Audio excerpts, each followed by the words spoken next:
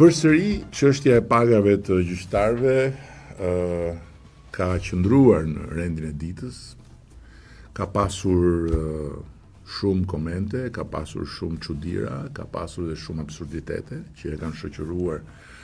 këtë debat ku për fat keq përmes disa shoqatash, dy shoqata gjyqtarësh dhe një shoqat prokurorësh,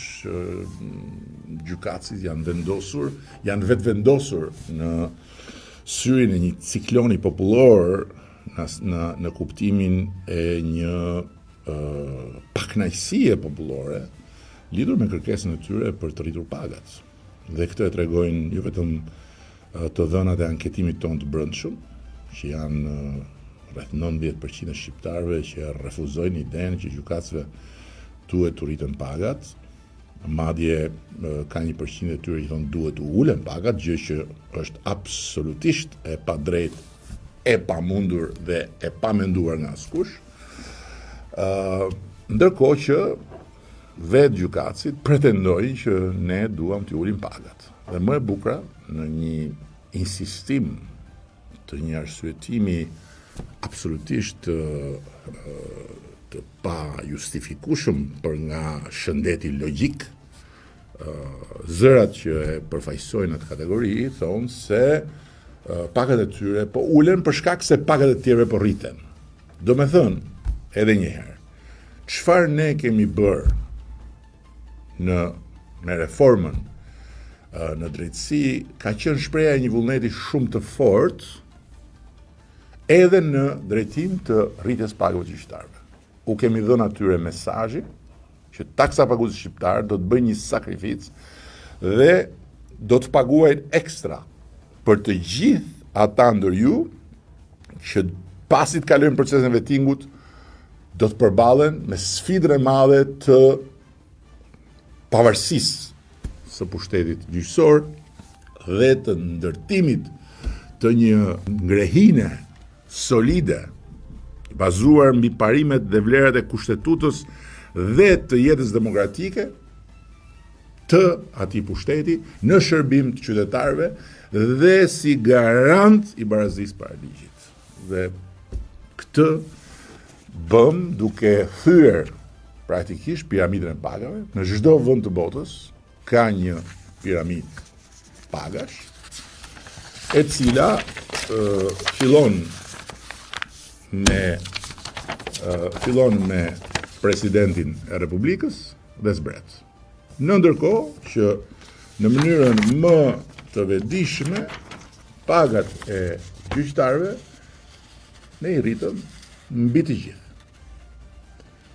I rritëm mbi të gjithë për ato arsye që thash, por nuk i vendosëm mbi të gjithë me idenë që sa herë do rriten këto, do rriten dhe këto. Dhe që Shqipëria do të bëka vendi i vetëm në planet ku mbi të gjithë dhe të gjitha është kasta e gjykatësve. Kjo nuk mund të ndodhë dhe kjo nuk ka për të ndodhur. Të paktën jo me mua dhe me Partinë Socialiste të Shqipërisë si shumicë qeverisëse dhe jo në asnjë mënyrë si një sfidë ndaj pushtetit gjyqësor, por si një thirrje, si një domosdoshmëri e brendshme e shtetit që të gjitha kategoritë e shërbëtorëve të tij, përfshirë dhe gjykatësit, të kenë sensin e drejtës dhe sensin e shtetit, duke mos kërkuar qiqra në hell, aq më tepër pastaj duke përdorur dhe gurin dhe arrën që gjykatësit kanë dorë vetë. Kjo është shumë e thjeshtë. Dhe kjo është dhe arsyeja pse unë nuk kam hyrë në asnjë polemik me asnjë person, se nuk ka asgjë personale në këtë, ndërkohë që, siç ndodhi, jam sulmuar personalisht dhe është sulmuar qeveria nga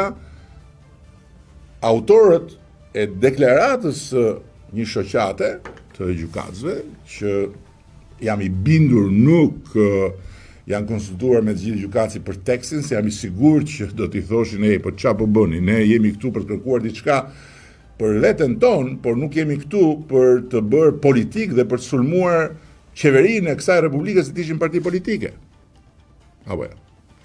Gjithsesi, mendoj që pozitive është që nuk ka pasur reagim të reagimit tim, nuk dua të bëj polemik, dua vetëm të them që gjykatësit nuk mund të kenë një rritje pagash të përjetshme mbi të gjithë të tjerët, dhe gjykatësit nuk mund të arrisin pagën e tyre me 2.000 dhe 3.000 euro në muaj, plus nga ajo që marrin që është më e lartë se sa që marrin sot të gjithë të tjerët. Kjo nuk ka për të ndodhur, nuk mund të ndodhi, nuk duhet ndodhi, dhe shpresoj që gjykata kushtetuese t'i vëri vullën njëherë mirë këtij debati absurd dhe këtij debati që e dëmton në sytë e opinionit publik besueshmërinë, padrejtësisht besueshmërinë e gjykatësve, sepse në këtë rast kemi thash një përfaqësi, nuk janë të gjithë, nuk është gjithë komuniteti që është vendosur në llogore. Ka një përfaqësi që ka vajtur në gjykatën kushtetuese dhe ne jemi atje palë dhe jemi kundër, fuqimisht kundër, dhe jo kundër tyre, po kundër idesë se këtu mund të ketë edhe në këtë rast diçka alla shqiptarçe që s'ndodh në asnjë vend të botës. Ka që thjesht është kjo.